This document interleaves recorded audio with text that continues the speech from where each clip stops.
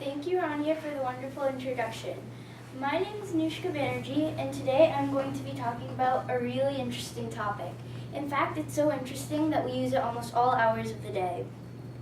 But first, can everyone hear me? Yes. Yes. Good. Alright, before I start, I would like to tell you a small story. So, recently I went to a party, and a lot of my close friends were coming, and when I got there, it turned out exactly that way. Everyone was interacting and engaging and having fun. But wait a minute, it wasn't with each other, it was with their virtual avatars in the world of social media. Yes, ladies and gentlemen, if you haven't guessed already, my topic for today is going to be social media. My LinkedIn, Facebook, Instagram, Twitter, there are so many sites that I would probably be napping by the time I finished listing all of them. So let me tell you my 3 points. My first point is what you shouldn't do with social media. My second point is how not to be distracted by social media. And my third point is how to use social media and not be used by it. Before I begin, I would like to ask a question. Why is Facebook like jail? Does anyone know? You can enter, but you cannot come out. That's a good answer, but it wasn't the one I was looking for. Does anyone else know? The correct answer is you have a profile picture, you get poked by random strangers, and you sit around all day writing on walls. Okay. My first point is how not to use social media. There is an old saying that says, don't wash your dirty laundry in public. It should be rephrased as, don't wash your dirty laundry on social media. Because some people accidentally post their private information or private photos. There are 2 pieces of information you should never share on social media. You should never share your phone number or your address. That can be used that can be misused by other people. Friends, acquaintances, colleges, universities, and that are collecting information on you can see that information. And also, you should not ever post racist jokes or comments. Some people misuse the internet and the social media and technology by cyberbullying people. Cyberbullying occurs on the internet and it affects teenagers mentally. And it occurs within teenagers. Alright, so another thing you should never do on social media is you should never post any of your private pictures. Those are something that you should keep to yourself and not post on the internet. My second point is how not to be distracted by social media.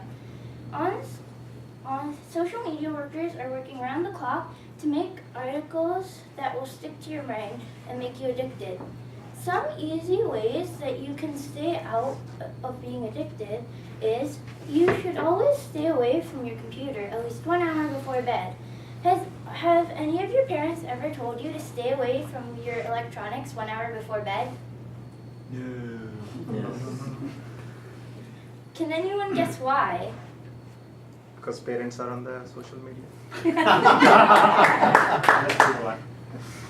That is a good answer, but not the one I was looking for. Lady in the black, because before going to bed, because it makes your brain awake instead of going to sleep. Like it makes your brain active. That is the young lady in the black says it makes your brain awake when you're supposed to be going to sleep. That is the answer I was looking for. So, if you use your electronics right before going to bed, your brain feels like you're awake. So when you try to go to sleep, you feel mostly awake, and that breaks your brain raw a bit. That is why it's never good to use your electronics 1 hour before bed. Also, just make sure not to use social media during school or work hours. That can result to you getting really bad grades and messing up in your work. Some easy ways to make sure you don't get distracted by social media are all you have to do is go into your settings and turn off your chat sounds. That way, whenever someone wants to chat with you, you don't get the little pinging noise. Also, if you turn off, you make sure your friends can't tag, don't post on your timeline without permission, and stop tagging you. That's how you don't get distracted by social media. My third and final point is how to use social media and not be used by it. If you use some people, like all diabolical creations of mankind, even social media can be useful. Like yesterday, I called my grandmother using messenger tools, and I think she was so happy that she grew wings and flew through the roof. Cool. So, some things you can use by using social media are you can buy and sell things over social media. You can also send money to other people. It helps people in different countries connect without borders. And imagine if you were here and you have relatives halfway across the world. It's an easy way to call them without actually having to travel halfway across the world. I just enlightened you on 3 aspects of social media. 1, how you shouldn't use social media. 2, how not to be distracted by social media. And 3, how to use social media and not be used by it. I hope you have enjoyed my speech so far. Before I end my speech, I would like to leave you all off with a parting thought.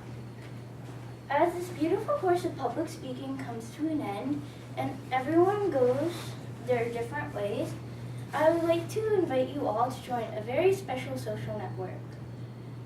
I know what you're all thinking, but no, it's not Facebook, not Twitter, not Reddit, not Instagram. I believe the only true social network is one formed between bonds between 2 human beings. All you need for this social network is 2 things, me and you. If you truly enjoyed my speech and you have a Facebook account, then please give me a like on Facebook. Awesome.